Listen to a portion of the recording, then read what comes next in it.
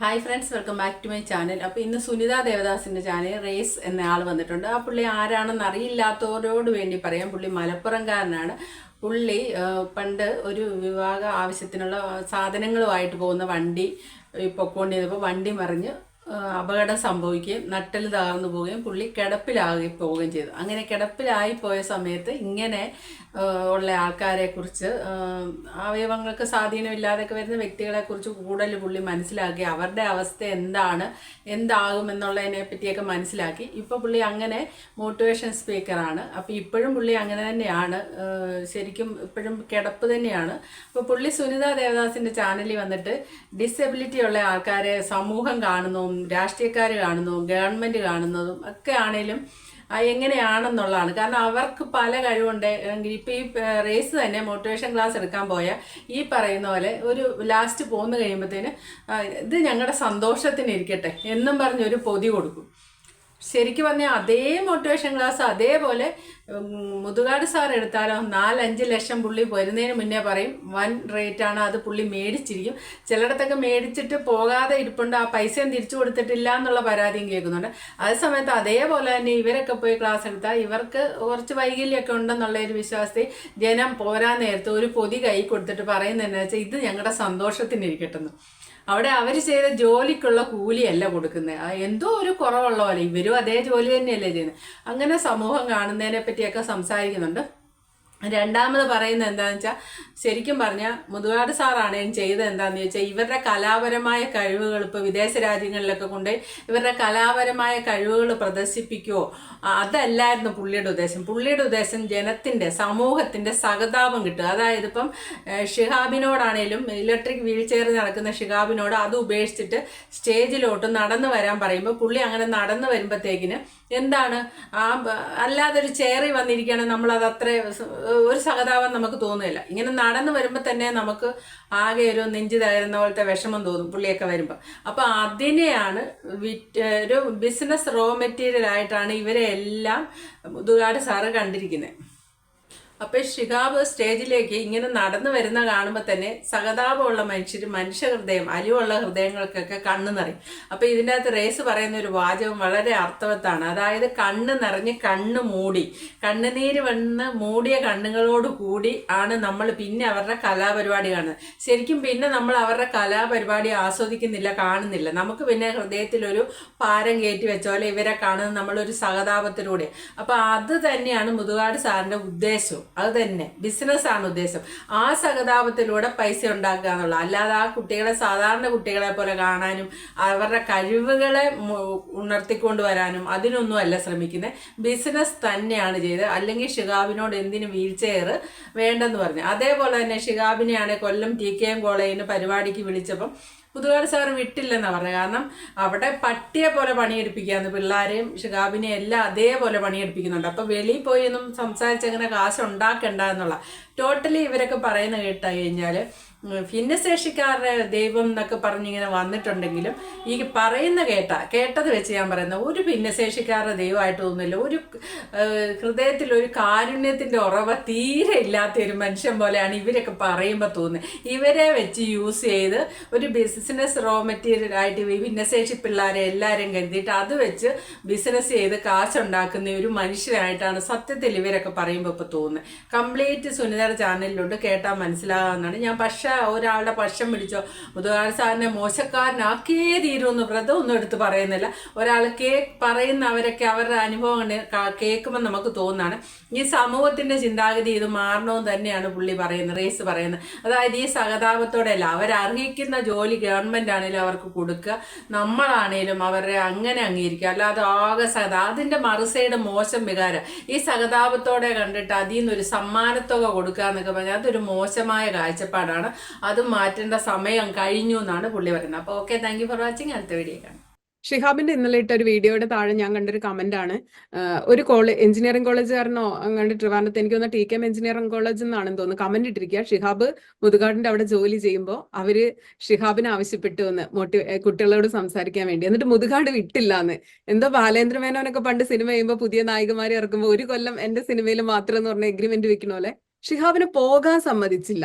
വളരെ ചെറിയ പൈസക്ക് ജോലി ചെയ്യിപ്പിക്കുകയായിരുന്നു ഷിഹാബിനെ. അവിടെ തന്നെ യാതൊരു മനുഷ്യാവകാശങ്ങളും കിട്ടിക്കൊണ്ടിരുന്നില്ല. എന്നിട്ട് ആ മനുഷ്യന് പുറത്തു പോയിട്ട് സംസാരിക്കാനുള്ള അവസരം കൊടുക്കുക. അതേസമയം മുതുകാട് ഈ പണി എല്ലാ ദിവസവും ചെയ്യുന്നു. അപ്പൊ എനിക്ക് ആ കമന്റ് കണ്ടിട്ട് അത്ഭുതം. ഷിയാബ് ഷിയാബ് തന്നെ പറയുന്നത് ഒരു ദിവസം 7 ഷോ ഒക്കെ ചെയ്തിട്ടുണ്ട് എന്നുള്ളതാണ്. ഇങ്ങനെ പട്ടിപ്പണി എടുപ്പിക്കുമ്പോ, ഭക്ഷണം പോലും കൊടുക്കാതെ കുട്ടികളെ പണിയെടുപ്പിക്കുമ്പോൾ പുറം പണിക്ക് വിടാൻ മുതുകാടിന് താല്പര്യമില്ല എന്ന് വേണം നമ്മൾ മനസ്സിലാക്കാൻ. അത് അയാളുടെ ബിസിനസിനെ ബാധിക്കും. അതെ, ബിസിനസിന്റെ റോ മെറ്റീരിയൽസ് ആയി മാത്രം ഈ കുട്ടികളെയും ഷിഹാബിനെയോ കണ്ടതിനെ കുറിച്ചാണ് അത്രേ ഉള്ളൂ, നമ്മൾ അത്രേ ഉള്ളൂ. നിരന്തരം സംസാരിക്കുന്നത്. അതെ, ഈ മനുഷ്യരെ എങ്ങനെയാണ് കണ്ടതെന്നുള്ളതിന്റെ ഉദാഹരണം കൂടിയാണ് അതല്ലേ. ഈ കുഞ്ഞുങ്ങളെ പുള്ളി എങ്ങനെ കണ്ടു. ഇപ്പൊ പ്രദർശിപ്പിക്കുന്നതിനെ പറ്റി പറഞ്ഞു. അതേസമയം പുള്ളിയുടെ വേർഷൻ എന്ന് പറയുന്നത്, ഞാൻ ഇവരുടെ കലാപരമായ കഴിവുകൾ ലോകത്തിന് മുന്നിൽ തുറന്നു വെക്കുകയാണ്, ലോകം മുഴുവൻ കാണട്ടെ എന്നാണ് നമ്മളെടുത്ത് സാഹിത്യം കൂട്ടി പറയാ. എന്നിട്ട് പുള്ളി ഇവരെയും കൊണ്ട് ലോകം മുഴുവൻ സഞ്ചരിക്കുന്നു, അവരെ കൊണ്ട് അവിടെ പ്രോഗ്രാം അവതരിപ്പിക്കുന്നു. ഇപ്പൊ റിമി ടോമി ഒക്കെ ഗാനമേളയ്ക്ക് പോകുന്ന പോലെ തന്നെയാണ് പോകുന്നത്. പക്ഷെ റെയ്സ് പറഞ്ഞ പോയിന്റ് ഉണ്ട് ഇവിടെ, ഇവർക്ക് പ്രതിഫലം അതിനനുസരിച്ച് കിട്ടുന്നില്ല. അപ്പൊ റിമി ടോമി ഓസ്ട്രേലിയയിലോ അമേരിക്കയിലോ പോയി ഒരു ഷോ നടത്തിയാൽ നേരത്തെ പറഞ്ഞ് ഫിക്സ് ചെയ്ത ലക്ഷങ്ങൾ കയ്യിൽ വാങ്ങിയിട്ടാണ് റിമി ടോമി ആ പ്രോഗ്രാം ക്ലോസ് ചെയ്ത് തിരിച്ചു വരുന്നത്.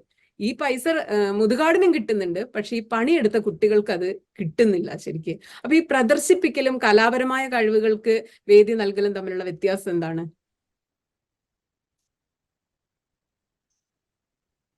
കലാപരമായ കഴിവുകൾക്ക് വേദി നൽകുക എന്ന് പറയുമ്പോൾ തന്നെ വളരെ കൃത്യമായിട്ട് ഇവിടെ ഒരു ഇത്തരം കഴിവുകൾ നമ്മൾ ഇപ്പോ ഒരു ജോലിയായിട്ട് അല്ലെങ്കിൽ അയാൾ തന്നെ ഒരു ഷോ ചെയ്യുന്ന സമയത്ത് അയാൾ വാങ്ങുന്ന റെമ്യൂണറേഷൻ ഉണ്ടല്ലോ. ഓക്കെ, മുതുകാട് വർഷങ്ങളുടെ എക്സ്പീരിയൻസ് ഉള്ള മനുഷ്യനാണ്. മുതുകാട് വാങ്ങുന്ന പോലെയുള്ള റെമ്യൂണറേഷൻ വേണം എന്നൊന്നുമല്ല ഞാൻ പറയുന്നത്. ഷിയാബ് ആർജിച്ചെടുത്ത അല്ലെങ്കിൽ ആ കുട്ടികൾ ആർജിച്ചെടുത്ത കഴിവ് പ്രദർശിപ്പിക്കുമ്പോൾ അയാൾക്ക് കൊടുക്കേണ്ടുന്ന ഒരു മിനിമം റെമ്യൂണറേഷൻ ഉണ്ട്. ഇത് കൊടുക്കുന്നുണ്ടോ? ഇല്ല. ഇതില്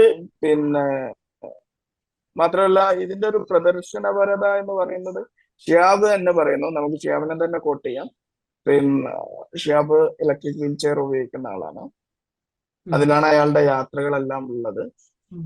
സ്റ്റേജിലേക്ക് ഷിയാബ് നടന്നാണ് വരേണ്ടത്, അയാളുടെ വീൽ ചെയർ ഉപയോഗിച്ചിട്ടല്ല. ഇവിടെയാണ് നമ്മൾ പ്രദർശനപരത എന്ന് പറയുന്നത്. ഇതാണ് പ്രദർശിപ്പിക്കപ്പെടുന്നത്.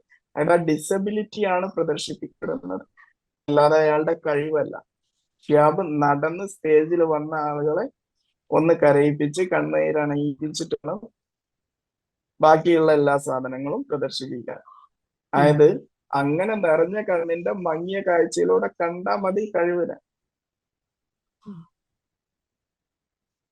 അതെ, കഴിവുകള് ശരിയാണ്, വളരെ ക്ലിയർ ആയിട്ട് അത് പറഞ്ഞത്.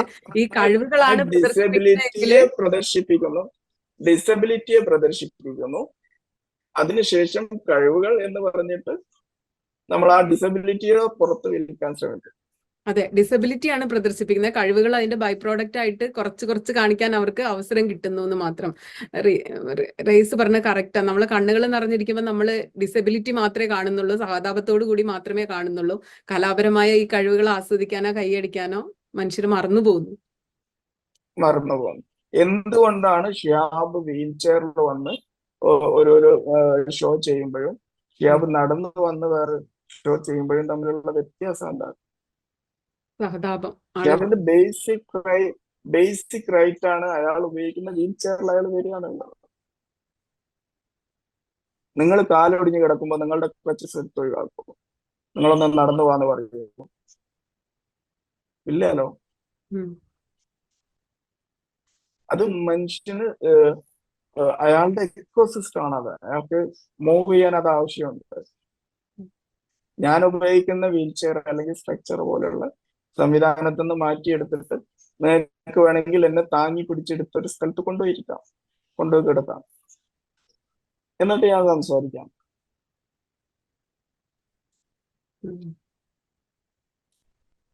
രണ്ടും തമ്മിൽ വലിയ വ്യത്യാസമുണ്ട്. ഗതികേട് കൊണ്ട് മനുഷ്യർ അതിന് വഴങ്ങേണ്ടി വരുന്നു എന്നുള്ളതാണ് ഇതിലെ സങ്കടം. എന്നിട്ട് അത് ഷിഹാബ് ഇത്രയും പേടി കൊണ്ട് ഇത്രയും വർഷം കഴിഞ്ഞ് ഷിഹാബ് അത് തുറന്ന് പറയുന്നത് വരെ ഇത് കണ്ട ഒരാൾക്കും അതിൽ പ്രശ്നമൊന്നും തോന്നിയിരുന്നില്ല. ഇത് ഓക്കെ ആയിരുന്നു. ഇത് കണ്ടുകൊണ്ടിരുന്ന് കൈയടിച്ച എല്ലാ മനുഷ്യർക്കും നമുക്കൊക്കെ അത് ഓക്കെ ആയിട്ട് തോന്നി. ഷിഹാബ് ഇത് ഓക്കെ ആയിരുന്നു. എന്നോട് ഇങ്ങനെ ചെയ്യാൻ തോന്നി എന്ന് പറഞ്ഞപ്പോഴാണ് നമ്മൾ തിരിച്ചറിയണത്, ഓ ശരിയാണല്ലോ, ഇലക്ട്രിക് വീൽ ചെയർ ഉണ്ടായിട്ട് പുള്ളിനെ നടത്തിച്ചല്ലോ എന്ന് ഷിഹാബ് പറയുമ്പോൾ മാത്രമേ അത് മനുഷ്യർ പോലും തിരിച്ചറിയുന്നുള്ളൂ എന്നുള്ളതാണ് സങ്കടമായിട്ട് എനിക്ക് തോന്നിയത്. ഷിഹാബ് ഇത് പറയുമ്പോഴാണ് എനിക്കും ശരിക്കും അത് സ്ട്രൈക്ക് ചെയ്തത്. ശരിയാണല്ലോ, എന്തിനായിരിക്കും നടന്നു വന്നത്? അത്രയും ഇഗ്നറൻസ് ആണ് ഇവരുടെ കാര്യത്തിൽ നമ്മൾ കാണിക്കുന്നത്. കഴിവിനെയല്ല, ആളുകളുടെ സഹതാപത്തെ മാർക്കറ്റ് ചെയ്യുന്നു. അതിന്